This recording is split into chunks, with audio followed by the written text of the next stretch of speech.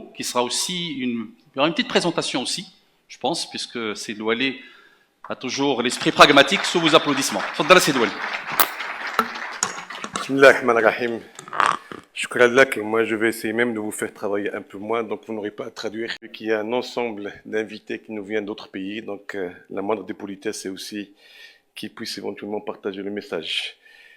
Monsieur le secrétaire d'État en charge de l'habitat, Monsieur le président de la région Fès Meknès, mes chers collègues et amis, Monsieur le gouverneur, Monsieur le président de l'Ordre national des architectes, Monsieur le secrétaire général, je prends pour ne pas écorcher le nom du ministère de l'aménagement du territoire national, de l'urbanisme, de l'habitat et la politique de la ville, Messieurs, Mesdames les architectes, Messieurs et Mesdames les présidents des ordres des architectes dans des pays africains, le président de l'ordre de l'Afrique, de la Méditerranée, honorable assistance, pour que je puisse, parce que je suis tellement pressé de vous parler et partager avec vous des idées que je demande à l'assistance de nous excuser de ne pas avoir un protocole très détaillé, parce que sinon je dois citer mon ami, le président de l'Omran, et toute la liste qui est là, donc bienvenue. C'est avec une immense fierté que je participe avec vous à cette séance d'ouverture de la 39e édition de la Journée nationale de l'architecte. Une manifestation de grande envergure organisée sous le haut patronage de Sa Majesté le roi Mohamed VI, que Dieu l'assiste. Et dont le thème est très révélateur et inspirant, l'architecte citoyen face au changement climatique. Et je souligne citoyen. Cette journée sera certainement marquée par des réflexions et des propositions offrant une plateforme d'échange autour des questions liées aux défis climatiques, la rareté de ressources en eau. Elle permettra d'explorer d'autres stratégies architecturales visant à renforcer la résilience des bâtiments et le développement durable de nos villes. À vrai dire, le thème de notre journée est très parlant et d'une actualité première. Il nous interpelle toutes et tous en tant que citoyens, professionnels et acteurs publics et privés. Cette thématique réinterroge des notions classiques, nature et ressources, des concepts plus précis, biodiversité, écosystème, voire même des pratiques récentes, agroécologie et ville durable. Bien entendu, le cri de la terre se fait entendre partout et tous dans le monde. Il incite à s'interroger sur les conséquences des effets de serre, de dérèglement climatique sur l'environnement, la ville et son architecture. Comment peut-on s'acclimater au changement du climat? Comment concevoir nos projets architecturaux et suivant quelle approche écologique? Faut-il revoir nos modèles de développement urbanistique? Et quelle place aux inventions scientifiques et technologiques au niveau de ces modèles? Ceci étant, force est de préciser que cette journée qui nous rassemble s'organise dans un contexte particulier imprégné par une double singularité. C'est d'abord la particularité du temps, puisque votre journée coïncide avec la célébration du Nouvel An Amazigh, Yanayek de 1975. Si Dieu nous prête vie dans 25 ans, on vivra le passage 3 millénaires, ce qui quand même qui montre un petit peu la dimension et la profondeur de notre civilisation. Une journée qui atteste de la richesse, de la diversité culturelle de notre pays, dont l'architecture est toujours porteuse. Je saisis cette occasion pour rappeler que tous les fascis qui sont dans la salle, que l'épouse de Moulay Idriss II, Kenza, est berbère. Donc le sang berbère est dans toutes nos veines. Donc nous partageons cette fête avec tous les Amazirs du Maroc. Ensuite, le contexte spatial, c'est celui de la capitale spirituelle du royaume, Fès. Une ville millénaire qui a été fondée et construite autour de l'eau par Moulay Idriss II. Ce rappel de la construction de Fès autour de l'eau est très importante. On pourra revenir après pour s'inspirer de toutes les pratiques ancestrales que nous avons pour sauvegarder et développer cette denrée extrêmement rare. Une ville millénaire qui a été fondée, construite par les premiers. Là, vous êtes en train de voir les fontaines. Il se compte plus de 3200 fontaines. Et nous avons une fontaine très particulière qui desservent les chiens et chats et les Aral-Sol. C'est-à-dire que cette civilisation, qui a 12 siècles, a pensé aux animaux domestiques. La profondeur que nous avons dans notre ville et dans notre région. Et le circuit de l'eau est un circuit très particulier et nous sommes en train de réfléchir comment proroger la durée des touristes dans notre ville. Je pense qu'on doit créer une journée de l'eau qui peut commencer à Moulay Aqoub, en passant par Ain Allah, en passant par Sidi Harazm. Si Dieu le veut, on pourra retrouver tous les lacs autour de la ville de Fès. Et lorsqu'on arrive à Fès, il y a un répartiteur de l'eau. Et chaque foyer de la maison de la Médina était desservi par l'eau de l'Oued, on les appelle le Medet. Et il va falloir voir ce génie qui date de plusieurs siècles. Malheureusement, aujourd'hui, ce circuit n'est pas opérationnel, mais on va avoir une partie démonstrative pour qu'on puisse retrouver le génie d'hier. Et bien sûr, nous avons le Magana Delma, Qaddam al-Bou'naniya. Il est en train d'être restauré. On va la retrouver très rapidement, Inch'Allah. Donc, le circuit de l'eau, toute l'industrie autour de l'eau, l'énergie électrique générée par l'eau, ce sont des choses qui existaient dans la Médina de Fès et qu'on aura à retrouver très rapidement pour retrouver cette histoire.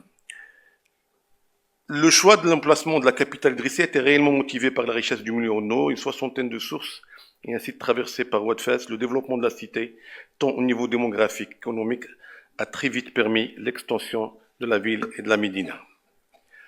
De même, la croissance des besoins en eau a nécessité la création de nouveaux répartiteurs d'eau, dont des endroits convenables de la cité. Le répartiteur le plus célèbre, c'est celui de Bab Boujloud. Et on pourra voir physiquement, je pense que vous avez visité, une partie d'entre vous, ils ont visité la Médina hier, ils ont pu voir ce répartiteur, mais on aura des thèses et des thèses à faire autour de cette gestion. Ce legs historique et architectural reflète la richesse du patrimoine de la Médina de Fès ainsi que ses traditions et ses valeurs qui remontent à plus de 1200 ans. Explorer ces spécificités incite réellement à faire immersion dans un univers varié, avec des traditions vibrantes, de savoir-faire ancestraux et un patrimoine urbain et architectural aussi riche qu'innovant, recréant la vie au sein de la Médina à travers un programme d'animation autour de 5 sens. C'est un grand chantier sur lequel nous sommes en train de travailler. La DER que vous avez pu voir, je pense que même hier soir, il y a des chanceux qui ont assisté à une présentation très riche par Sagrini. On a pu faire un travail fabuleux pour redresser des bâtiments qui étaient pratiquement en ruine. Maintenant, nous sommes en train de travailler pour animer ces bâtiments, pour ne pas les laisser vides. Et ce travail d'animation nécessite la présence d'architectes, d'urbanistes, de philosophes, de professeurs d'histoire et éventuellement on aura des chorégraphes. Les 3 religions sont en train de participer à un think tank qui va bientôt éventuellement avoir un programme. Nous allons profiter, Inch'Allah, si Dieu nous prête vie, le 22 octobre prochain. On va célébrer le 44e anniversaire de la proclamation de Fès comme patrimoine mondial de l'humanité pour démarrer réellement l'animation. Ça se fait uniquement 2 mois juste avant la Coupe d'Afrique. Et là, on va démarrer pour préparer tout un programme parce que nous avons, dans 4-5 ans, ça passe très très vite, la Coupe du Monde qui va s'organiser dans notre ville, parmi les 6 sites du Maroc. On voudrait être prêt, aussi bien en termes de patrimoine, mais surtout l'animation culturelle au niveau de la ville. Donc nous avons choisi un symbole, l'Khmissa, mais ce chiffre 5 est un chiffre très révélateur. Je vais le traduire si tu me permets, c'est que le Khmissa, elle est célèbre aussi bien chez les chrétiens, les juifs et les musulmans. C'est un symbole qui nous montre toute l'unicité et la tolérance qui a toujours existé dans notre ville. Et on voudrait avoir 5 fundouks pour commencer le travail dans la Médina, avec les 5 sens. Donc on aura les gens qui vont faire la tournée. Je vous donne un exemple, l'odorat. On va apprendre comment on fait comment on distille l'eau de rose, comment on distille la fleur, comment on distille. Et il y a des odeurs particulières dans chaque ville, dans chaque Médina, même des odeurs qui parfois sont désagréables au niveau de la tannerie, mais c'est bien de sentir toutes ces odeurs-là parce que ce sont ces odeurs qu'on a envie d'écouter ou de voir lorsqu'on est à 3000 ou 4000 km de la ville de Fès. Aussi, notre ambition va au-delà de cet objectif et vise à intégrer les énergies propres pour irriguer notre Médina en tant que Green Médina. C'est une ambition qui, j'espère, va devenir très rapidement réalité. Nous avons un groupement américain qui est venu pour prendre 90 hectares, installer des panneaux solaires. On voudrait que la Médina de Fès soit la première Green Médina au monde. Médina complètement verte. Toute l'énergie qui va rentrer dans la Médina va être une énergie propre. Et ça va avec le thème que vous avez choisi pour notre rencontre d'aujourd'hui. Aussi, cette ambition va au-delà, donc Green Médina. Et comme je l'ai souligné au départ, le thème de votre journée est très inspirant. Il vise à insuffler une dynamique collective pour bâtir un avenir durable et pérenne dans notre ville. Ce qu'on dit en 2 mots, comment on peut construire l'avenir sur la base du passé. Et je pense que c'est une métaphore qui est extrêmement forte parce que le passé est très très très riche dans la ville de Fès. Il s'agit bel et bien de la ville de Fès qui est aujourd'hui engagée dans une dynamique soutenue de grands projets structurants en guise de sa préparation aux échéances et aux grands événements sportifs. J'ai cité la Coupe d'Afrique dans moins d'1 an et la Coupe du Monde dans moins de 4-5 ans. Et là, il y a toute une dynamique qui est en train de se faire. On a déjà engagé des travaux. Je voudrais saisir l'occasion pour m'excuser auprès des habitants de la ville de Fès pour les désagréments. Mais on est obligé de passer par cette étape pour qu'on puisse retrouver des boulevards, pour retrouver une verdure et retrouver un certain nombre de conforts qui ont tellement manqué à la ville de Fès. Donc mes excuses, mais ce sont des excuses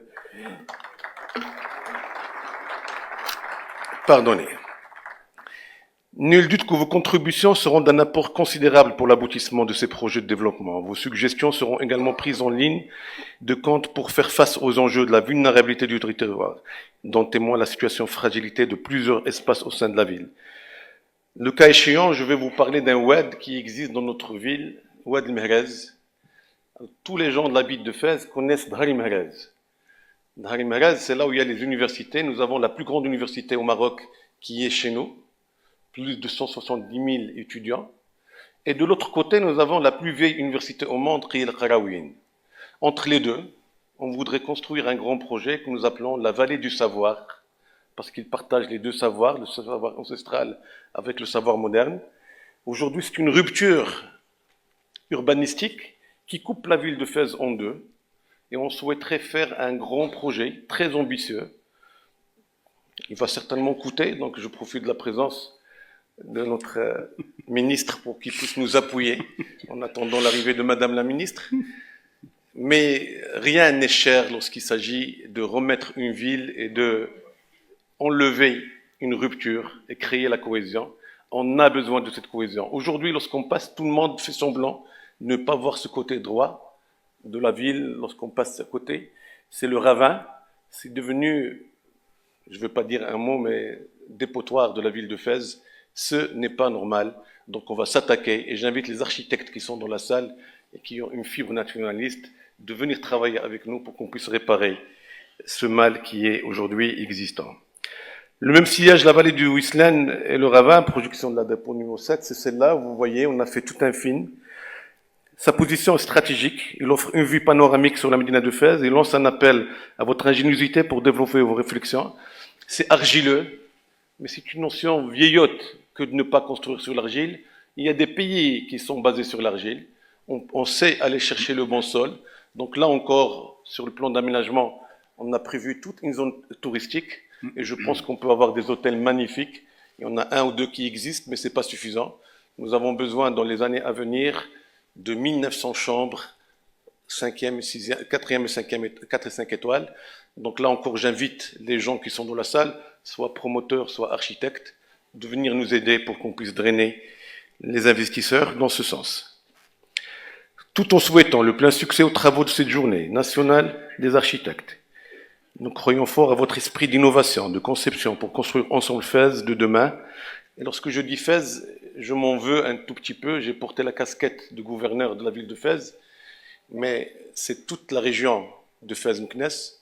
Fès-Meknès, ce sont 2 sœurs jumelles. Avant, on parlait de bipôle. Moi, je refuse ce mot. C'est un seul pôle. On est à une demi-heure l'un de l'autre. Et vous avez une richesse énorme autour de l'Hajib, Azro, Ifran, Fro, et je passe Boulmen. Bien sûr, j'ai parlé tout à l'heure de Moulay Aqoub, et heureusement qu'il fait froid. Donc, si vous avez un peu de temps libre, c'est à moins d'une demi-heure d'ici. Et vous allez vous régaler. Je vous remercie pour votre assistance. Et merci beaucoup. Merci beaucoup, Monsieur le Wali, pour cet excellent exposé, en même temps mot officiel, mais aussi une belle plaidoirie pour la ville de Fès.